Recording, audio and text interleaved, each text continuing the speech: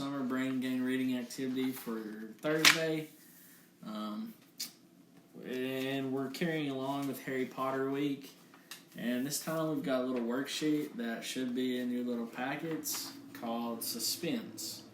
And hopefully some of you know what that word means. If not, then I guess maybe we'll try and find out, or I'll tell you at the end. But basically it's pretty self-explanatory. You've got a passage right here, a little short one, about a paragraph or two, maybe long. I don't know what you count for a paragraph yourselves. You read the passage, and then down here at this chart, you complete the chart to show how the author builds up suspense. You answer the questions, what the place is like, what Harry does, that sort of thing. And then at the bottom it says plan a passage for your own story, but we'll get to that when the time comes. You don't really have to do that, but if you want to. But we'll talk about it when we get there. So let's go ahead and read the passage. The library was pitch black and very eerie, or scary. Harry lit a lamp to see his way along the rows of books. The lamp looked as if it was floating along in midair. And even though Harry could feel his arms supporting it, the sight gave him the creeps. The restricted section was right at the back of the library. Stepping carefully over the rope which separated these books from the rest of the library, he held up his lamp to read the titles. They didn't tell him much. Their peeling, faded gold letters spelled words and languages Harry couldn't understand. Some had no title at all. One book had a dark stain on it that looked horribly like blood. The hairs on the back of Harry's neck stood up. Maybe he was imagining it, maybe not, but he thought a faint whispering was coming from the books, as though they knew someone was there who shouldn't be.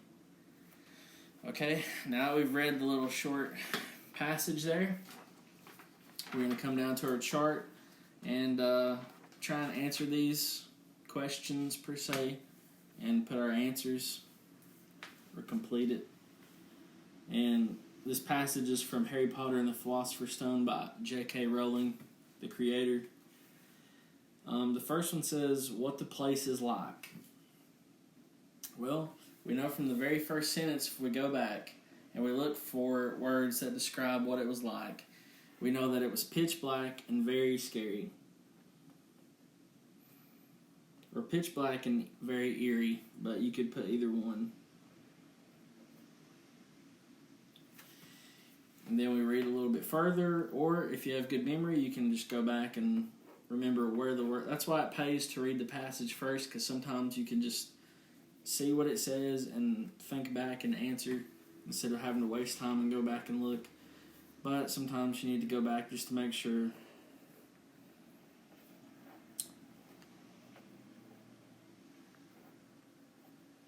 Okay, so basically, we've pretty much answered number one, what the place was like. It was pitch black and very eerie or scary, whichever one you want to call it. Number two says, what does Harry do? And if we go back and look, Harry lit a lamp so he could see. So basically that pretty much answers that, what Harry did. Harry lit a lamp so he could see. And then three, what Harry sees and feels. Okay? What we saw that Harry saw, or what it says that he saw, was that it looked like the lamp was floating in midair, and the sight gave him the creeps. He could feel his arms supporting it, but what he saw basically gave him the creeps. So we're going to put the lamp floating in midair.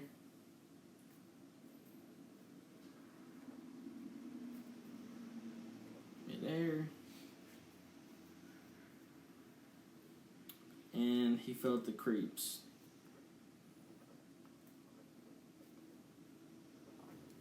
I might have got confused in there explaining that, but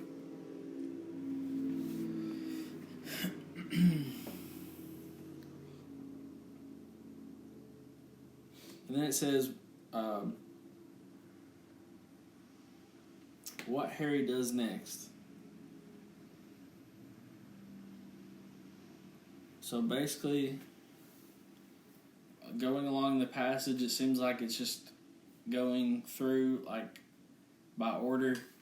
Harry went to the restricted section, and he carefully stepped over the rope so he could hold the lamp up to read the titles, but we're just going to put, went to, goes to a restricted section and carefully steps over the caution rope.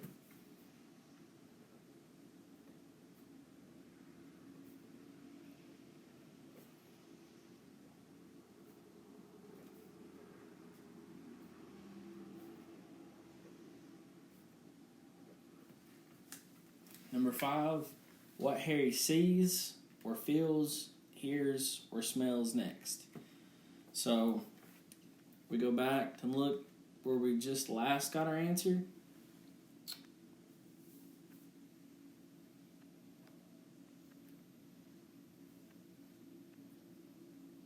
Okay, so from the reading, we can see that Harry saw faded gold letters on a book he couldn't understand, and then one with a dark stain that looked like blood, and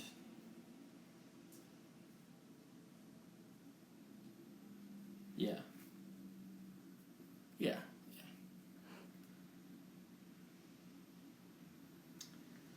He saw, we'll just put, he saw strange language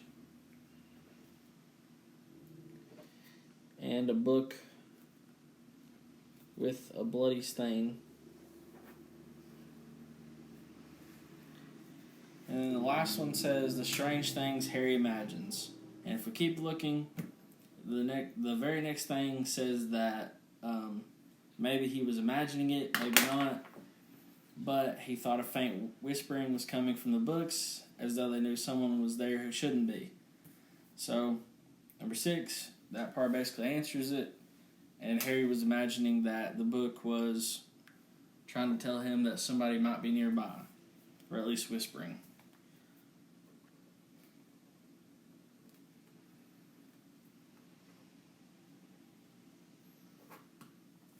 And basically, if we follow that along, you follow along, you've got all our answers for the chart. And here at the bottom, it says plan a passage for your own story. You can do that if you want to and be creative.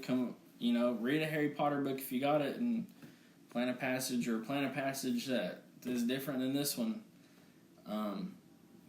Hopefully now you kind of know a little bit what suspense is. It's these words and phrases that kind of build up to something. Like that suspense is like building up, something's going to happen. Or you might be getting scared. But hopefully you guys enjoyed it, and see you next time in the next video.